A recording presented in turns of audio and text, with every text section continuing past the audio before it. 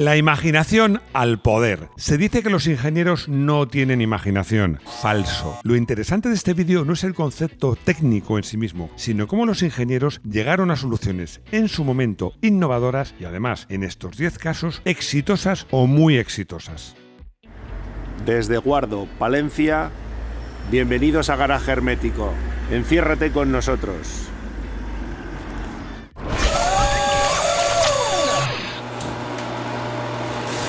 Nos gustan los vídeos técnicos y por la experiencia que tenemos en estos casi 4 años, nos gusta a nosotros hacerlos y a vosotros verlos. Y si tienen 2 ingredientes claves, todavía más. ¿Qué ingredientes son? Que hablemos de curiosidades y rarezas y que contemos con nuestra ya mundialmente famosa pizarra hermética, que ahí la tenemos. Hoy os propongo que juguemos todos a ser ingenieros. Entonces yo voy a decir cuál es el problema y vamos a buscarle una solución. Nos vamos a divertir. Así que sin más dilación, vamos adelante. Cola truncada o fastback. Vamos a empezar hablando de aerodinámica, que es clave en los coches, porque os recuerdo una cosa.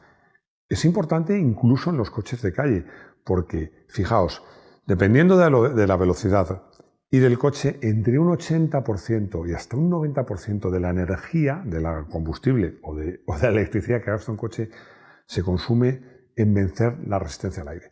Vamos a ir a la pizarra porque voy a contar la forma más aerodinámica del mundo es una gota de agua. Por eso los coches, cuando pretendieron ser aerodinámicos, pretendían tener formas parecidas a esta. ¿Pero qué pasaba?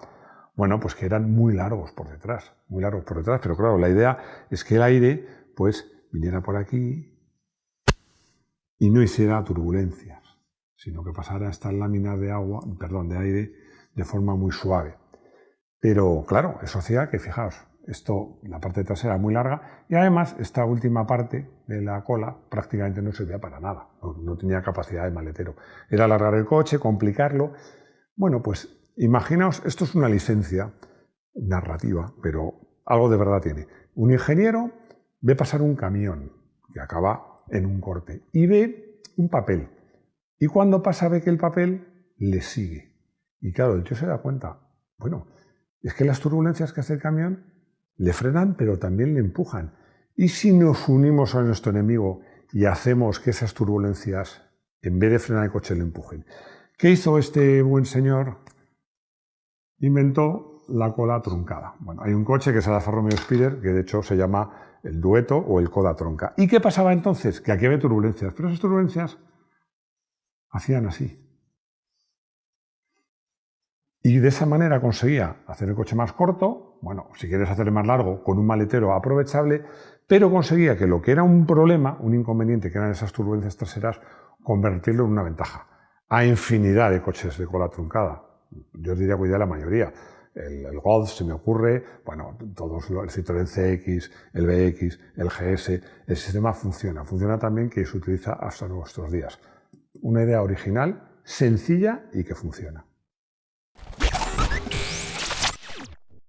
Efecto suelo.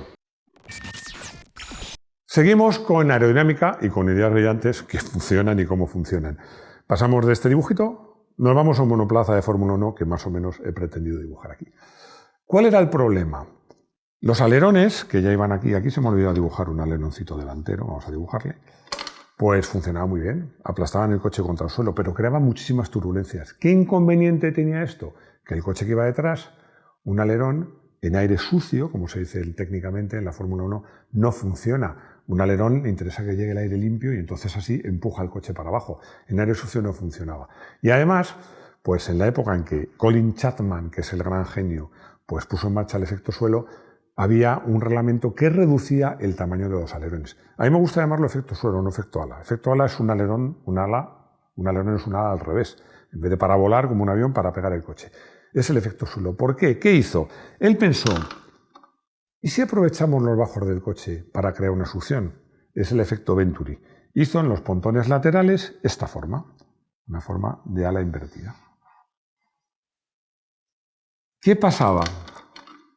Es el efecto Venturi. Por aquí entraba, esta recinto de superficie bastante alta, mucho aire. Y aquí se comprimía.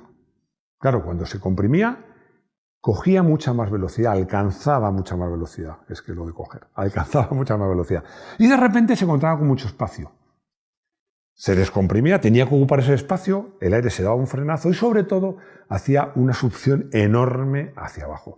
Esto tiene muchas ventajas. Consigue, lo primero, un apoyo aerodinámico, un empuje hacia abajo brutal. Frena menos que los alerones. Y sobre todo, y lo más importante, por eso ahora se ha vuelto a utilizar en Fórmula 1, es que no le importa tanto que el aire, no le influye tanto que el aire sea aire sucio o aire limpio, porque lo que interesa es que entre la mayor cantidad de aire por aquí, alcance una gran velocidad y se descomprima. Si no entendéis esto, cogéis un frasco de colonia de las abuelas y lo que hacen es el efecto Venturi. Por eso sale la colonia pulverizada. Un invento, en este caso a lo mejor no tan sencillo, con mucho coco, pero que demuestra que Colin Chapman y todo su equipo eran unos verdaderos genios. Motor transversal. Aprovechar el espacio de un coche siempre ha sido un objetivo de los ingenieros, pero a medida que el automóvil se popularizó y ocupaba y sigue ocupando en nuestras ciudades todavía más. Los coches, como comenzaron, desde el principio llevan el motor delante longitudinal, aquí. Este era el eje trasero con un diferencial, el embrague, la caja de cambios y un árbol de transmisión para atrás. Y se ha caído, pero no pasa nada. Bueno, entonces, claro, fijaos, ocupaba mucho espacio. Lo voy a hacer en el mismo dibujo para que sea más evidente. Y hubo un genio, en este caso Alec Issigonis, aunque ahora os contaré que no fue el primero, pero fue el que diseñó el Mini y lo popularizó este sistema. Pensó, ¿y si giramos el motor y lo ponemos para adelante? ¿Qué hizo? Algo genial, puso el motor así, con el árbol de transmisión, el cambio y la tracción a las ruedas delanteras. Fijaos, todo el espacio que estamos ahorrando, no solo en longitud, estamos ahorrando todo este espacio aprovechando los laterales, sino que evitamos el eje trasero motriz, el árbol de transmisión, eran todo ventajas. Podías conseguir un coche como era el Mini, mucho más habitable en mucho menos espacio, en mucha menor longitud. Una auténtica genialidad.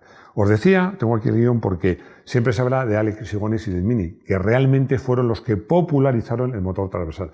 Pero el que se considera el primer coche con motor transversal es el DKV F1, no tiene nada que ver con la F1, de 1931, que eso sí, tenía un motor de 2 cilindros nada más, de 2 tiempos transversal.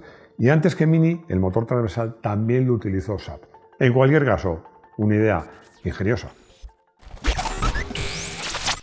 Chasis autoportante. Aquí no hay pizarra hermética, hay laboratorio, un sofisticado laboratorio hermético. Ahora lo veréis. Al principio, los chasis, era un chasis separado, era un chasis de largueros y travesaños metálico, y sobre ese chasis se ponía la carrocería. Sabéis que los coches eran derivados de los carros. Yo me he traído un chasis, esta bandeja. Un chasis era esto, largueros y travesaños. Bueno, había más travesaños. Bueno, pues se hacía el chasis y encima se ponía una carrocería, como los carros de caballos, generalmente abierta. Esta es la carrocería. Bueno, la carrocería sea más grande. Esto era un coche antiguo, un chasis y la carrocería encima. Pero claro, esto, como veis, se flexaba. Y esto también. Hasta que hubo un genio que dijo, vamos a ver, ¿para qué queremos dos cosas? Esto nos sobra. Pero fuera. Pero ¿cómo hacemos... Perdonad el ruido de la bandeja. ¿Cómo hacemos para que esto sea más rígido? Fijaos. Vamos a hacer una cosa. Mirad cómo se flexiona. Y ahora, milagro. Ponemos el techo y esto es, ya no se flexiona nada. Pero no solo eso, sino que es mucho más ligero y además, como no hay chasis debajo, podemos rebajarlo.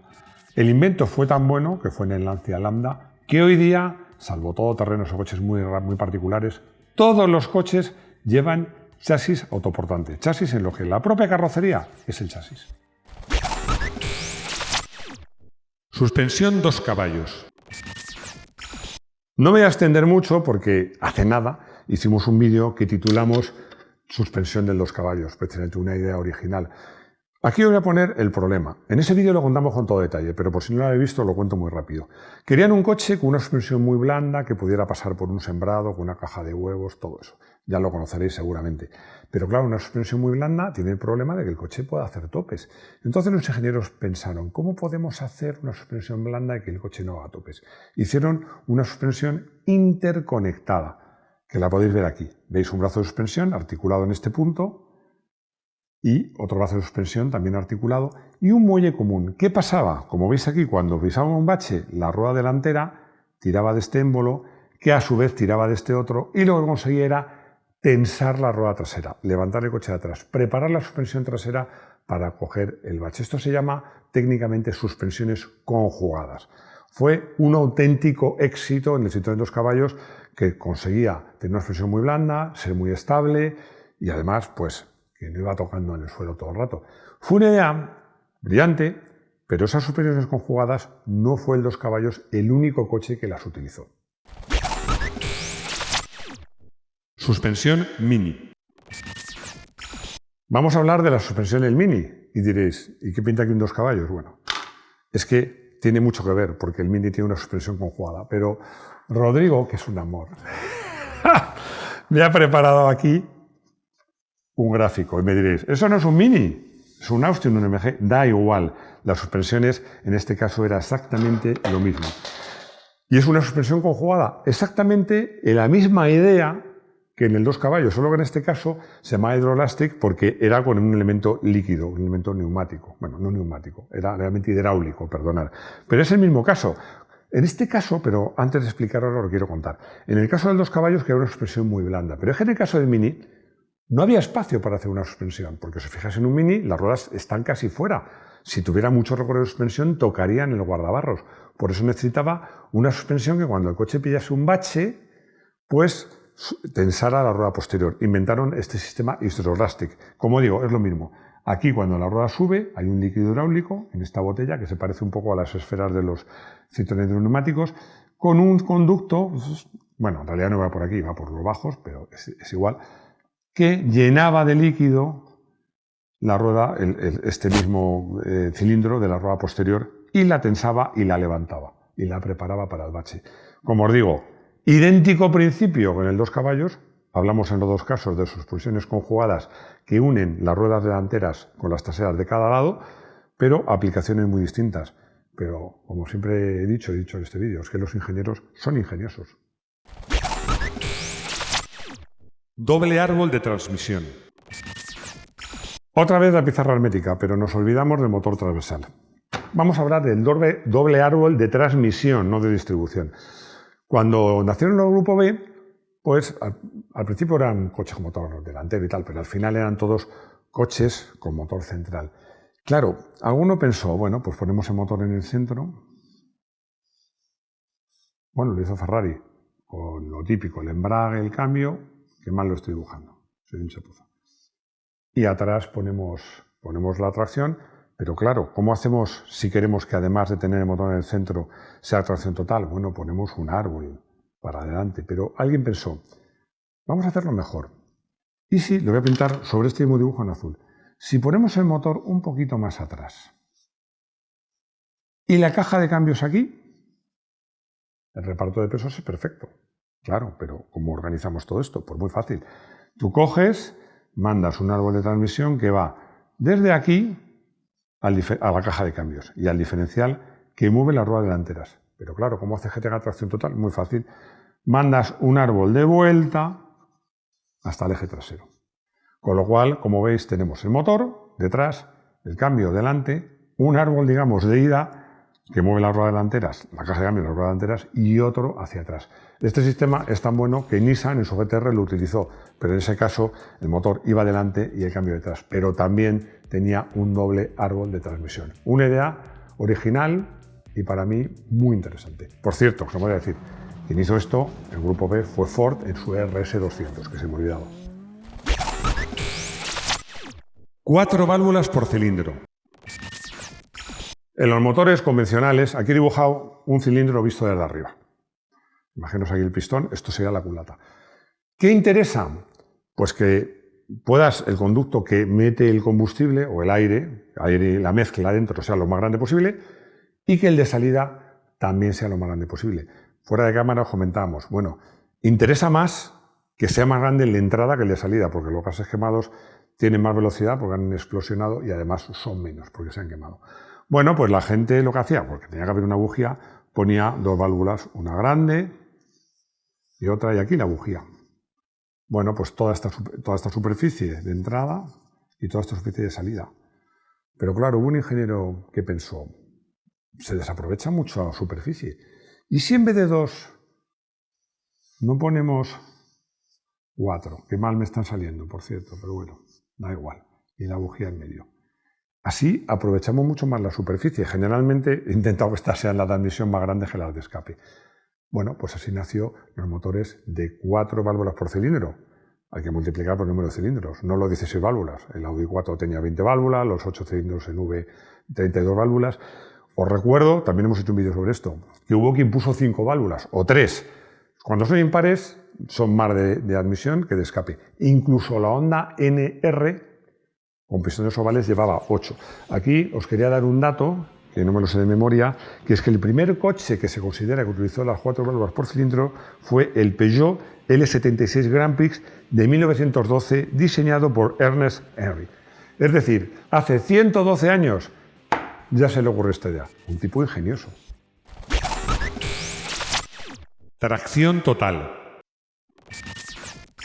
A medida que aumentaba la potencia o que bajaba la adherencia, que en el fondo es el mismo problema, pues alguien pensó, ¿cómo podemos solucionar esto?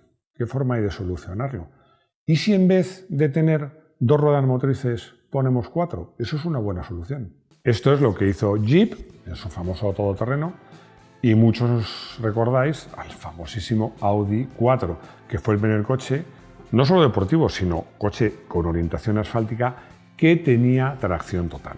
Y como sabéis mucho de coches, muchos diréis, bueno, pero Subaru lo hizo antes. Y otros diréis, como me decía Rodrigo, pero Jensen lo hizo antes con el Interceptor tracción total. Bueno, no, pero ¿quién lo hizo antes de todos? Bueno, que se sepa, hay un coche de carreras de 1903, que es el Spiker, que se le considera el primer coche de asfalto con tracción total, el primer coche con motor de 6 cilindros y el primer coche con frenos en las 4 ruedas. Desde luego, una auténtica revolución. Hibridación. Fijaos, yo me imagino a un japonés, voy a poner cara de japonés, con ojos así, pensando, madre mía, con la gasolina que gastamos o el combustible en lanzar el coche y ponerlo a una cierta velocidad, qué pena que luego cuando frenamos toda esa energía pues se disipe en forma de calor. Es una pena, ¿no? Esto es exactamente lo que sucede en coches convencionales, pero no en los híbridos, porque los híbridos en las retenciones y frenadas recuperan esa energía. ¿Por qué? Es que la brillantez de esta idea es que, a diferencia de un motor de combustión, un motor eléctrico, cuando le metes corriente, le pones corriente, actúa como motor, pero cuando le quitas la corriente y lo haces mover, actúa como generador. Entonces es una ventaja enorme. ¿Qué hicieron cuando inventaron los coches híbridos? Muy sencillo. Cuando tú frenabas o reducías, el motor eléctrico no funcionaba como motor, sino como generador que recargaba unas baterías con una energía que podías usar para lo que quisieras. Lo puedes usar para dar servicio al coche, pero también para que ese motor te ayude pues, a baja velocidad cuando vas a adelantar o en una subida. Para mí, aparte de que te gusten los coches híbridos o no y todas esas chorradas, me parece una idea realmente brillante. Hoy os quería sorprender un poco a todos, incluida a Rodrigo, con un callback.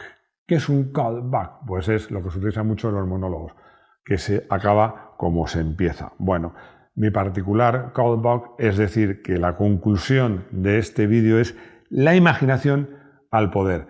No olvidemos nunca que ingeniero, de alguna manera, viene de ingenioso. Espero no decepcionaros a ninguno, porque he elegido como coche del día al Toyota Prius. Es que al Toyota Prius le pondría en ese corto listado de coches donde estaría, por ejemplo, el Mini que hizo... Había coches antes con motor transversal, pero el Mini hizo que ese sistema se popularizase y se extendiese. ¿Qué es lo que ha conseguido el Toyota Prius? Hacer que el sistema de hibridación, da igual que sea normal o enchufable, pues sea común en todos los coches. ¿Que no es un coche bonito? Especialmente bonito. ¿Que no es apasionante? Bueno, pero es eficiente y sobre todo ha sido un coche influyente, por lo que creo que es una elección justa y creo que hay que tener uno en nuestro garaje hermético. Amancio me hace una pregunta que, ahora que lo leo, no sé si la hemos respondido. ¿Qué ventajas tiene y si le recomiendo hinchar las ruedas con nitrógeno? Bueno, esto lo he oído de la Fórmula 1, MotoGP o algo así. La respuesta es muy sencilla. Mira, te lo digo tal cual.